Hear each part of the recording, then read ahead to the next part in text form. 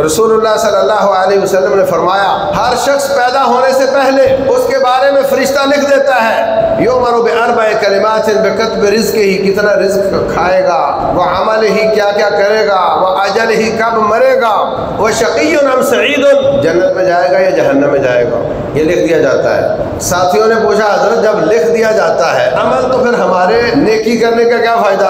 भाई हम नेकियां करते रहे, उधर जहन्नम लिखी हुई हो, हम नेकियां ना भी करें, उधर जन्नत लिखी हो, तो जब लिख दिया जाता है होना तो वो है, तो फिर नेकी क्यों?